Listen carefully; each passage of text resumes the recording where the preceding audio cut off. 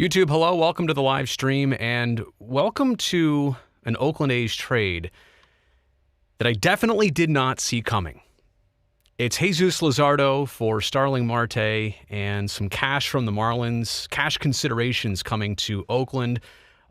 There's a great article right now, NBCSports.com, that's got it on our A's page here. It talks about all the details. If you want to read about that, I want you to hear from A's GM David Forst about this maneuver before anything else. Felt like Starling was frankly the best position player that was out there on the market. We talked about him for weeks internally, considering what we felt like was the need in the outfield and the need for a bat, and it was just a matter of getting to a deal. It's not easy to trade a player like Jesus. I think that's kind of the bottom line. But ultimately, we've always said when the team in this clubhouse performs and puts themselves in a playoff position, it's on us to do whatever we can to try and help them. Now, that doesn't always happen, but we feel like with Chafin last night and Starling today, we've added two really solid pieces to help this team over the next 2 months. No doubt about that. I think that's a great point. And while I'm here... It's hard to say he wasn't making the progress. Sorry, David. Don't mean to cut you off. While you're here, subscribe to the channel if you would. I'm trying to grow this platform for both you and I, a place to talk about things that there's not necessarily a spot for right now on television or elsewhere. YouTube's a great spot for it. So subscribe to the channel. And if you like this video at the end, thumbs up on it. I would greatly appreciate that. All right, back to the details of this trade and yeah, why I didn't see it coming. I mean, this almost has a feeling of like the day when Yoenis Cespedes was traded away. And I understand it's immediately going to bring some negative connotations. That's going to have people with bad memories in that 2014 season. But I'm just saying the nature of where this came from, Luzardo kind of out of nowhere. Now, when I say that, we understand the season he's had. We understand the short major league career he's had. This was a player overall drafted in the third round of the 2016 draft by the Nats. The Nats got or sent him to Oakland in that Sean Doolittle deal, but he was highly coveted, highly touted.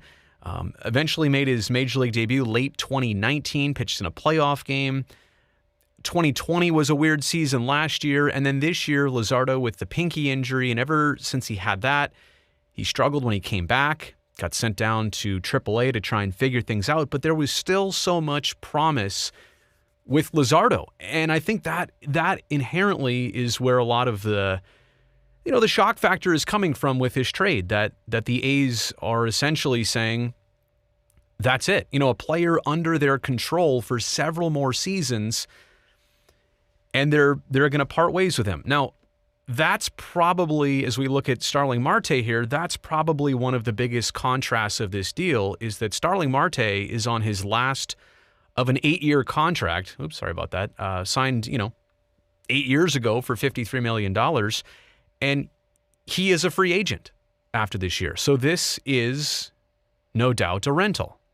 It's a great rental. I mean, you got a guy that's hitting .306 this year, 71 hits in 232 at-bats. He's left the yard 7 times, drove in 25 runs, all this for a Florida Marlins team. Now let's see what he does with the Oakland A's, who are obviously contending as of this very moment on a 4-game losing skid. So they're trying to right the ship right now. And that's a huge part of being a need that they had. They had a need for an outfielder, specifically a corner outfielder, and honestly, somebody in their lineup right here, right now. And I think that was the point there from David Forst.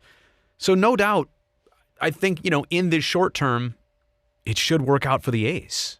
And I also want to reference what he just said about Andrew Chafin. That was a great transaction. In that situation, the A's didn't have to give up anybody on their major league team to get Chafin. Now, you could say here in this deal that with Luzardo right now in the minors, and who knew really what the plan was and when and where and how to re-implement him back with the A's, you could argue that he wasn't part of the major league team right now. But clearly everything we've talked about, everything we know about Jesus Luzardo, Dave Stewart today on Twitter said that he's going to win a Cy Young someday. You know, that's what you're thinking about in the long term. I think it's what takes a while to settle in here is the prospect of Jesus Luzardo as opposed to where things sit with him right now. So I totally understand the feelings, the sentiments surrounding this. Again, this is a deal that came out of the blue for me. I definitely like the urgency of the A's to try and push for something right now to see the potential of this group. I do feel bad for Luzardo in a sense of coming up, not really getting one sustained chance, having success with it, thriving with it, running with it. He never really had that latch-on type moment with the A's or in Major League Baseball. But that being said, he's a Florida guy. He's going to get to go back home to Florida and play Major League Baseball probably for now many years. He's still under team control for a handful of years with the Florida Marlins. I hope for him that there is a lot of upside as it relates to that. So let me know what you think in the comments section below if you're watching this live. I know the live chat is rolling, but curious to see as the day goes on what people think of this. There is also cash considerations coming back to the A's, which also makes me wonder if this is just the start of something else on their mind or another maneuver that they are going to make.